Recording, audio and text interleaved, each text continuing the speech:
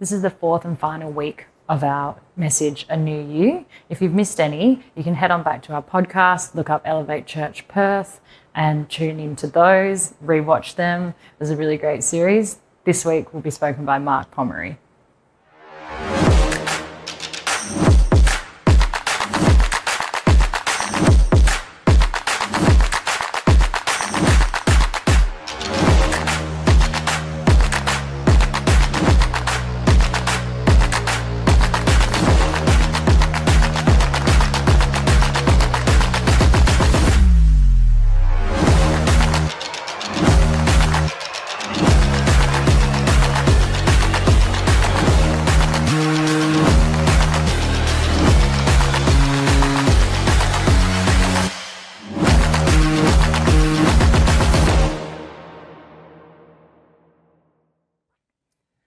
Well, hey there, Elevate family and friends. Great to have you with us today.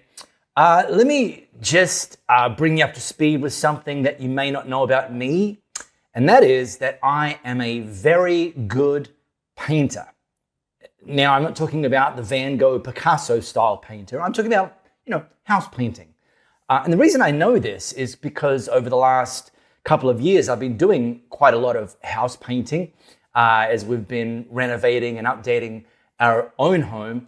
And I've had multiple job offers from several of my friends and people in my sphere who themselves are in the painting industry.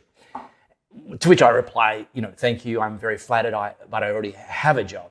But I wasn't always a good painter. In fact, the painting bit was okay. Not the first coat. The first coat is horrible. But, the second coat and it just goes on smoothly and you can start to see things evening up. That's the bit I loved, the finishing touches, so to speak. The bit I hated was what's known as the preparation. The preparation is filling in the cracks, is covering over any chips and holes, it's taping up the edges, it's sanding off the uneven surfaces, and it goes on and on. And it's just, well, at least I thought it was just awful. It's like a necessary evil. And I never liked it. And so I never did it well. But then, of course, the end result of the painting process, well, I didn't get any job offers back then. And the simple thing that turned things around for me is I was watching just a fixer-upper show on HGTV, and the builder, the general contractor, they just finished the demo phase, and they were starting to get things in what's called the preparation phase. And this particular guy on this particular episode of this particular show, he said something that just it was engraved on my brain immediately. He said to camera, "This is the phase that sets you up for success. The preparation phase sets you up for success." And I'm like, okay, duh, but that was a game changer for me. From that moment onwards, I no longer saw the preparation phase as a necessary evil. I saw the preparation phase as like a cheat code, like a leg up. Like if I do this phase well, it's actually going to set me up for success in the next phase. And that's very much why at the beginning of 2023, we've launched this series and we've been teaching this series, A New You.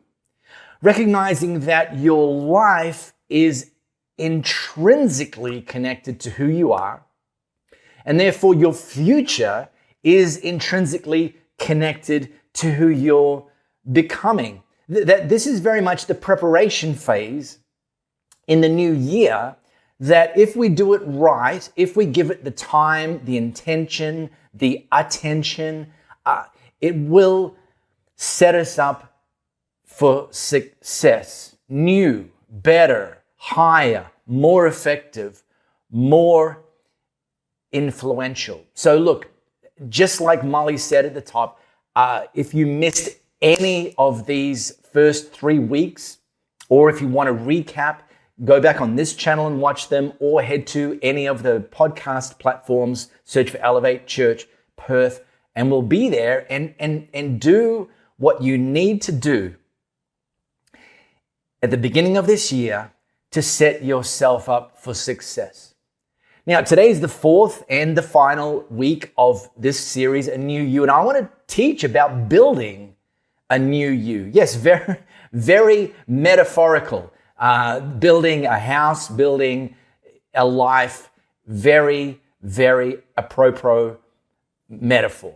So if you've got your smart camera, scan this flow code. It's going to take you to Luke, one of Jesus' biographers, Luke chapter 14, and I'm going to take us into the Message version. Now, we've actually spent each of these first weeks of this year lifting and learning from Jesus' life and ministry. And the first 3 weeks involved an interaction that Jesus had. The first week, we looked at Jesus' interaction with a blind man. The second week, Jesus' interaction with Zacchaeus, the chief tax collector in his area. Last week, we looked at Levi, who became Matthew, who was also a tax collector. Today, I'm not going to look at an interaction, although there was people around, but rather something Jesus specifically taught. And this is how Luke records it. It says, Jesus speaking, "Is there anyone here who, planning to build a new house, doesn't first sit down and figure out the cost so you'll know if you can complete it? I mean, if you only get the foundation laid and then run out of money, you're going to look pretty foolish. Everyone passing by will poke fun at you. He started something he couldn't finish." See, Jesus kicks off, is there anyone here who doesn't first sit down and figure out the cost? On the surface, it kind of sounds like a rhetorical question, but really, by virtue of saying that, he's also kind of saying, yeah, some people do not bother to take the time to first sit down and figure out the cost. You know, like, as if anyone wouldn't. You'd have to be the village idiot if you didn't first. You're setting yourself up for failure and not for success if you don't first sit down and count the cost and ask the question, will you have enough to complete it? Jesus is calling us out saying, don't be that person. Instead, be wise and first sit down and figure out what it's going to cost. Now, this kind of requires us to step back a little, and this is what we've been teaching about through this series, that we need to take some time to decide what we want. You know, who are we going to become in 2023? What area or areas are we going to work on developing? It could be just one. You know, like you might be saying, a new you. I just want a new part of me. Great. That still equates to a new you. But getting that clarity is very much step one. And then this is where Jesus kicks into gear. Determine what it takes. What is this going to require of me? What is this going to need me to access to tap into? Because the reality is, if you want to build a new you in 2023, it is going to cost you something. I can't tell you what, because it's going to be bespoke to you, but there is going to be a cost. So, yeah, we start with the question, what new you do you actually want? And then we continue with the question, well, how much? See, this idea of what's it going to take includes like a question of motivation. How much motivation, how much commitment, you know, like how much do you actually want it? Because romantic notions of what you want that aren't backed by commitment and dedication and determination and perseverance and endurance and resilience and a commitment to not quit when it gets hard, they remain, well, I think romantic notions might be putting it lightly. You could even be accurate to say they're just fantasies. So we need to be willing to count the cost and be willing to pay the price. See, it's actually easy to like the idea of a completed new house. You know, you can look at the floor plans, you can look at the rendered elevations, you can imagine yourself living in there, you can imagine yourself doing the selections, what bench tops do I want, what tapware do I want, what light fittings do I want, I can really see ourselves, what flooring do we want, and then you start imagining living there, and then you start imagining, inviting friends and family over to entertain and, impress them with your new house. At this point, this is just all fantasy. This is all just thinking and wishing and hoping and dreaming, which is fine, but it's only step one. And it's the easy bit. The hard bit, and actually the bit that's going to be the critical part, is not just counting the cost, but also being willing to pay the price. Now, when we launched this series, I taught the first week, and I said something that on the surface sounds a bit like, what? I said that there's some things that we can't pray into existence. We can only act them into existence. Yes, I also mentioned that it's important to pray while we're acting them into existence, but the reality is there's certain things that will only happen if we put the necessary work in, take the actions, take the next steps, especially when it gets hard, being willing to pay the price. Louisa, my wife, I get a front row seat to her doing this very thing. Mid 2022, she was in a role. She's in education field, and she was in a role that she was loving, with a team that she was loving. But a new principal came in, and they communicated to her that role was not going to be available for her. They were going to move her into another role that would have had a bit of a career lid automatically affixed to it. And then it quickly became evident that this new leader was very toxic and was creating a very toxic workplace environment throughout the entire school. And so Louisa realized it was time to look elsewhere.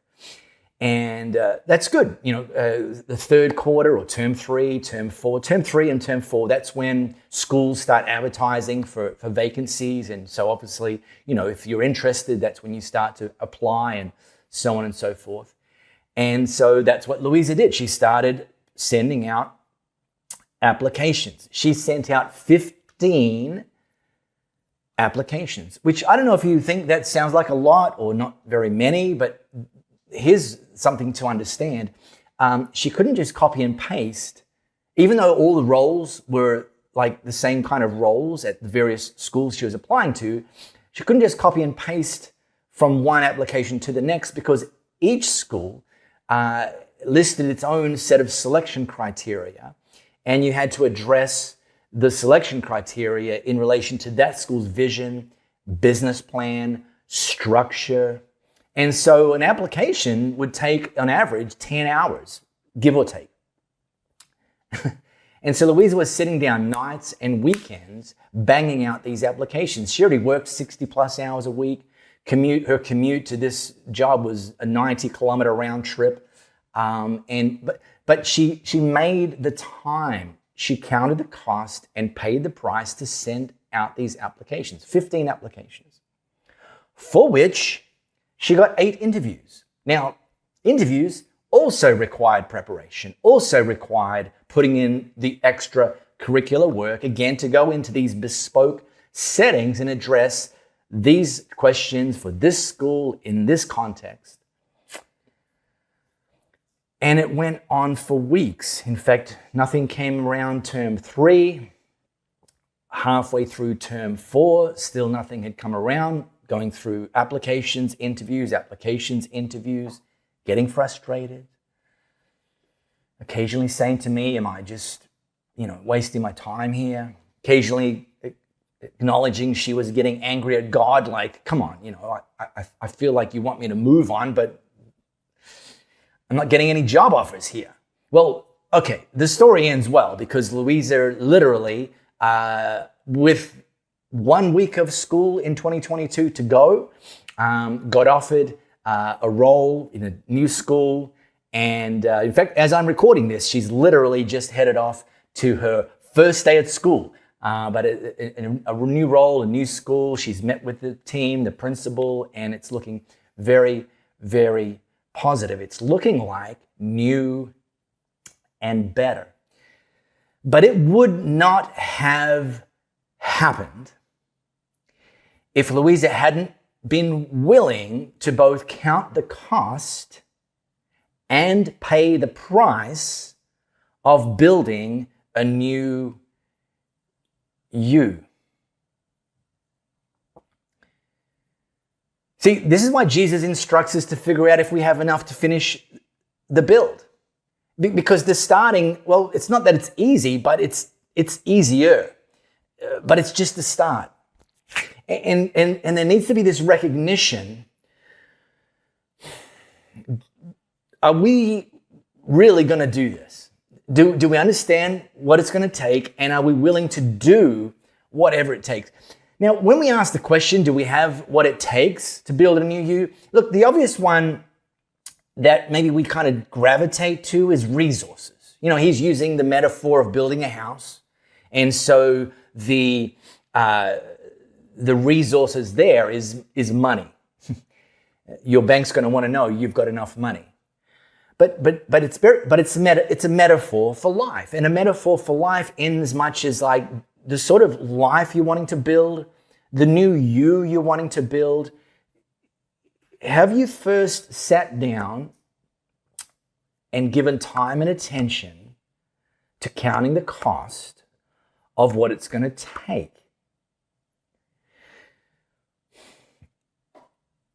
And it speaks more to things like enough desire, enough commitment, enough resolve, enough courage, enough perseverance, enough resilience, enough resourcefulness. I mean, you guys have seen the memes, gyms in January, packed to the brim, gyms in February, ghost towns.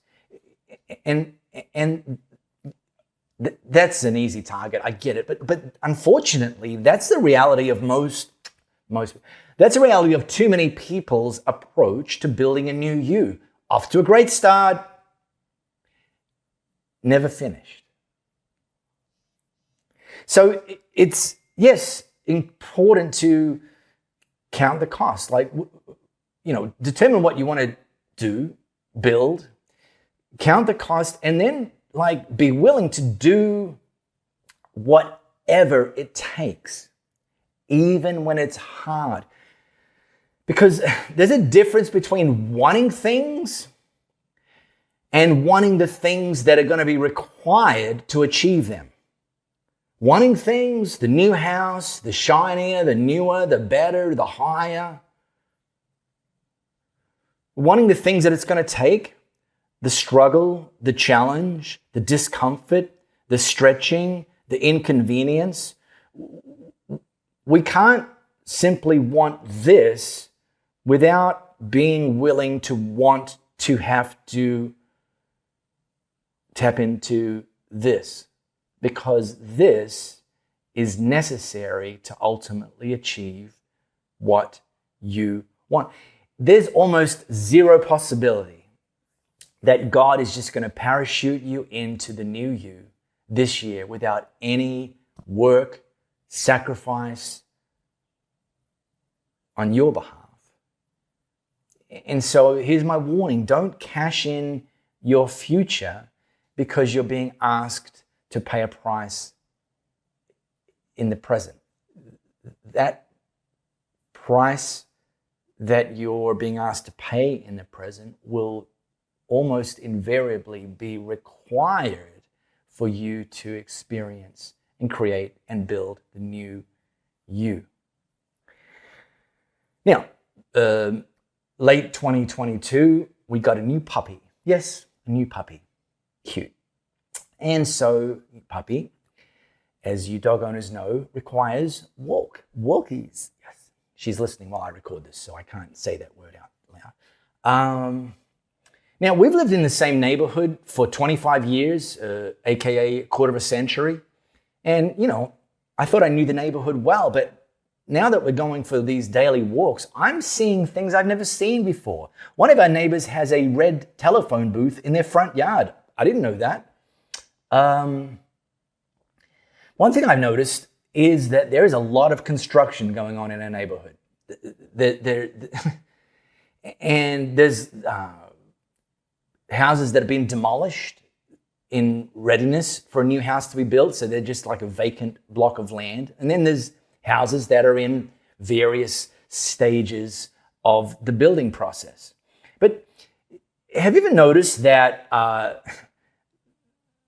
midway through the building process looks like worse than the vacant block? Because you've got like building waste everywhere. You've got like a skip bin. You've got a portable toilet standing out the front somewhere smelling.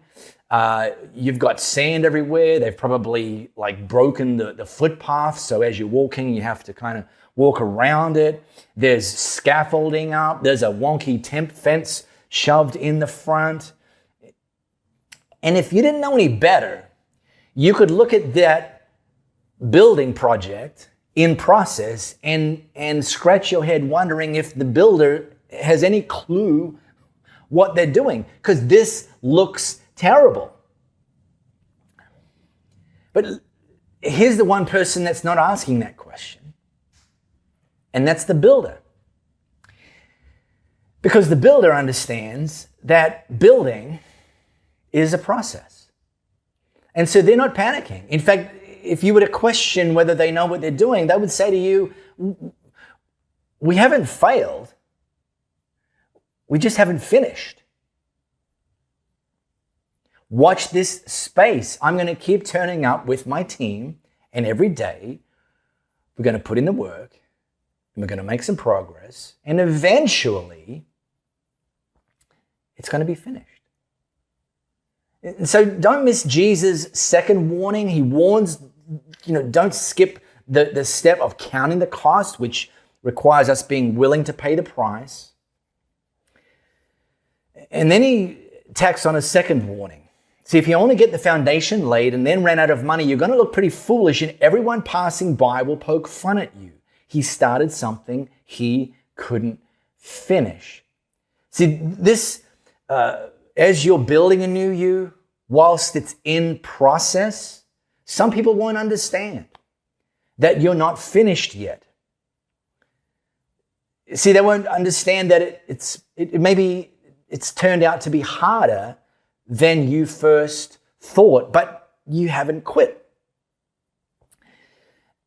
They may laugh at you because it doesn't look like a straight path, a smooth path, and they're wondering if what you're doing is even worth it. In fact, they might ridicule you because they've heard you talk about this new you that you want to build, and yet it seems like it's June, July, and you're still the same old you, and that makes you look like a hypocrite.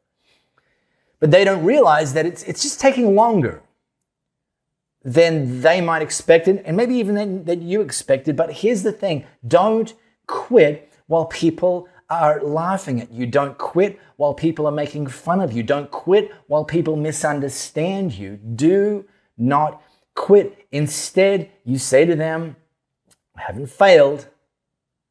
I just haven't finished. And keep going.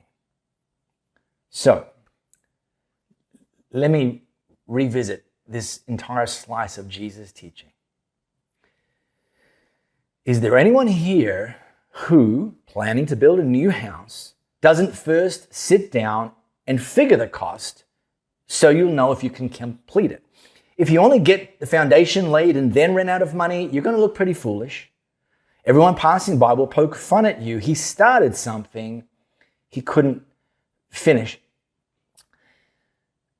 Final thought is that I find this teaching incredibly encouraging, because Jesus is implying that we actually can finish. We actually can ultimately build the new us. We can actually finish the thing that we want to complete and that we have embarked on building. He's kind of slicing and dicing that not everyone will, but some of you will. And so how about you and I be in that second, newer, better category in 2023?